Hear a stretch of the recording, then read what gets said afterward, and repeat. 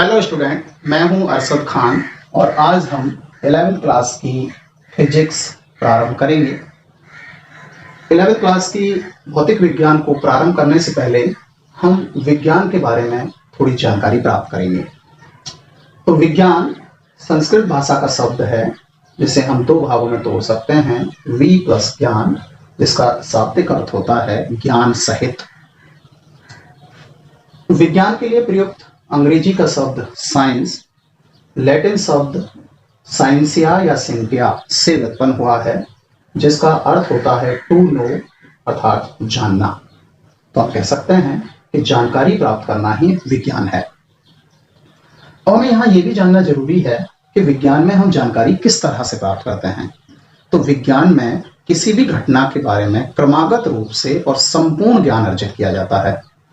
उसके लिए हम कुछ स्टेप के थ्रू चलते हैं कि सबसे पहले हम किसी भी घटना की बेसिक जानकारी, मूलभूत जानकारी प्राप्त करते हैं।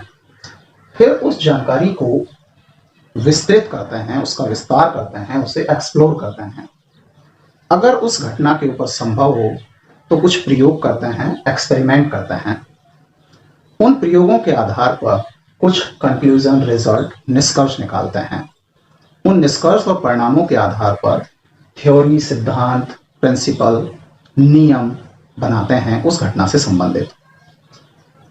अगर संभव हो तो उस घटना को मॉडिफाई करने का प्रयास करते हैं, उसको बढ़ाने या घटाने का प्रयास करते हैं, उसको प्रभावित करने वाले कारकों की बात करते हैं, उस घटना को नियंत्रित करने का प्रयास करते हैं। अगर आवश्यक हो तो उस घटना के बारे में प्रेडिक्शंस भी करते हैं, भविष्यवाणी भी करते हैं, जैसे बरसात के बारे में किया जाता है।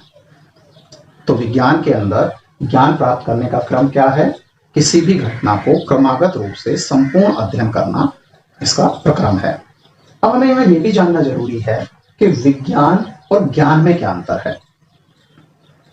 तो जो विज्ञान है वो किसी भी घटना के बारे में जानकारी की सत्यता की खोज करने का प्रक्रम है, सर्चिंग फॉर रियलिटी है। जबकि ज्ञान जो है उस सत्यता को अनुभव करने का नाम है, फीलिंग ऑफ रियलिटी है। जो हमने सत्यता प्राप्त की है उसको फील करना है, अनुभव करना है, तब ज्ञान की प्राप्ति होती है। उदाहरण के लिए किसी वैज्ञानिक ने प्रकाश उत्पन्न करने के लिए बल्ब या ट्यूबलाइट बनाई, उसमें बहुत सारी टेक्नोलॉजी उत्पन्न की और उससे प्रकाश उत्पन्न कर दिया। तो ये विज्ञान है। लेकिन अब उस रोशनी को हम अनुभव कर पाए ट्यूबलाइट जलाने के बाद, बल्ब जलाने के बाद, वो ज्ञान है। तो ज्ञान क्या है? ज्ञान है फीलिंग ऑफ रियलिटी और विज्ञान है सर्चिंग फॉर रियलिटी। सत्य की खोज करना विज्ञान है और सत्य को अनुभव करना ज्ञान है। तो अब इस आधार पर, इन सारी चीजों के आधार पर हम विज्ञान को परिभाषित कैसे करें? तो विज्ञान की परिभाषा बहुत ही सिंपल और बहुत ही शॉर्ट है कि किसी भी घटना का क्रमागत रूप से संपूर्ण ज्ञान प्राप्त करना ही विज्ञान है। विज्ञान के वर्गीकरण की बात करें तो विज्ञान की बहुत सारी शाखाएं हैं। जैसे कुछ को हम जानते हैं जीव विज्ञान, रसायन विज्ञान, भौतिक विज्ञान, सामाजिक विज्ञान, गृह विज्ञान, कृषि विज्ञान, खगोलीय विज्ञान। लेकिन मोटे तौर पर विज्ञान को दो भागों में बांटा जाता है। पहला होता है सत्य विज्ञान। विज्ञान की वह शाखा जो निश्चित सिद्धांत, निश्चित सत्य या निश्चित प्रिंसिपल पर आधारित होती है, वो सत्य विज्ञान कहलाती है। मतलब क्या हुआ कि जिसका रिजल्ट, जिसका परिणाम हर जगह, हर परिस्थिति में, हर व्यक्ति के लिए एक जैसा होगा, एक निश्चित सिद्धांत होगा, उस पर आधारित विज्ञान हमारी सत्य विज्ञान कहलाएगी। उदाहरण के लिए गुरुत्वाकर्षण। गुरुत्वाकर्षण के अनुसार अगर इस मार्कर को मैं यहां से ऊपर की ओर फेंकूं तो ये नीचे की ओर आएगा पृथ्वी के आकर्षण के कारण। अगर इस मार्कर को आप अपने घर पर ऊपर की ओर फेंकेंगे तो भी ये नीचे ही आएगा। किसी मार्कर को या और किसी पेन को और किसी वस्तु को कोई तीसरा व्यक्ति फेंकेगा, वो भी नीचे की ओर ही आएगी।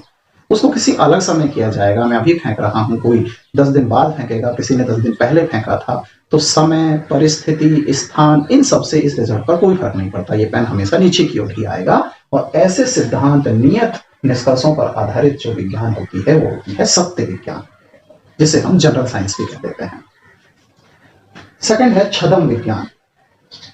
ये अवधारणा पर आधारित होती है। एक स्थान पर अलग अवधारणा हो सकती है, दूसरे स्थान पर अलग प्रकार की अवधारणा हो सकती है। उदाहरण के लिए इसमें मैंने एक पार्ट ले लिया है सामाजिक विज्ञान। सामाजिक विज्ञान का आंतरिक भाग राजनीतिक विज्ञान। तो राजनीतिक विज्ञान अलग अलग स्थान की, अलग अलग देशों की अलग अलग राजनीतिक प्रक्रियाएं होती हैं। उदाहरण के लिए हम एक टॉपिक की बात करें, डेमोक्रेसी, संविधान। तो अलग अलग देशों का संविधान अलग अलग प्रकार का है।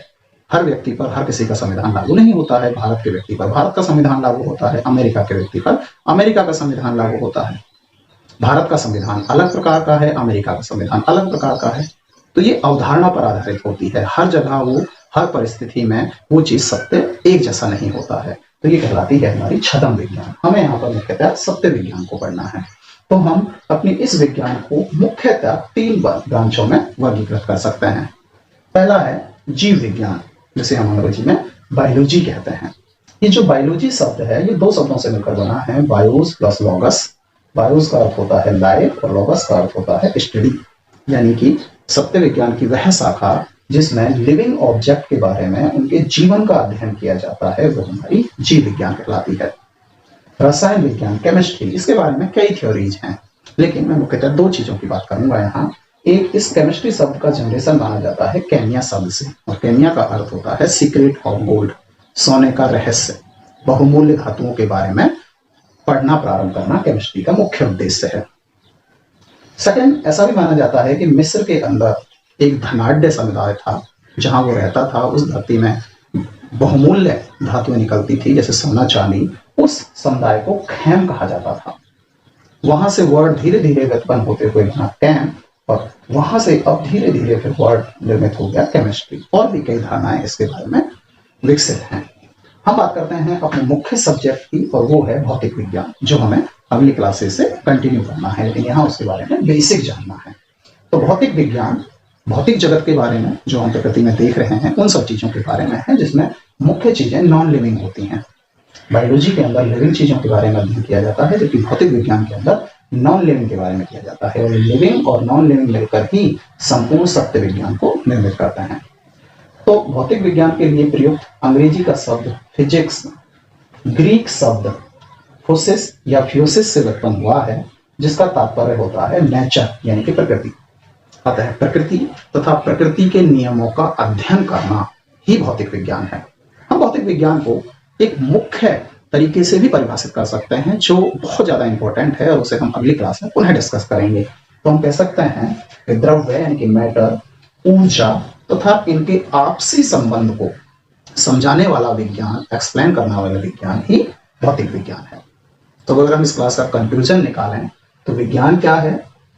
विज्ञान किसी भी घटना के बारे में, किसी भी वस्तु के बारे में, किसी भी स्पेसिफिक नॉलेज के बारे में संपूर्ण रूप से, क्रमागत रूप से जानकारी प्राप्त करना, अध्ययन करना ही विज्ञान है। यानी कि किसी भी घटना का संपूर्ण क्रमागत रूप से अध्ययन करना विज्ञान है। और भौतिक विज्ञान क्या है? प्रकृति तथा प्रकृति के नियमों का अध्ययन करना भौतिक विज्ञान है। या हम दूसरी परिभाषा कह सकते हैं, द्रव्य, ऊर्जा और इनके आपसी संबंध को समझाने वाली विज्ञान भौतिक विज्ञान है। उम्मीद करता हूं कि आपको विज्ञान और भौतिक विज्ञान का जो मुख्य कॉन्सेप्ट है वो समझ आया होगा। ये था हमारे पास विज्ञान का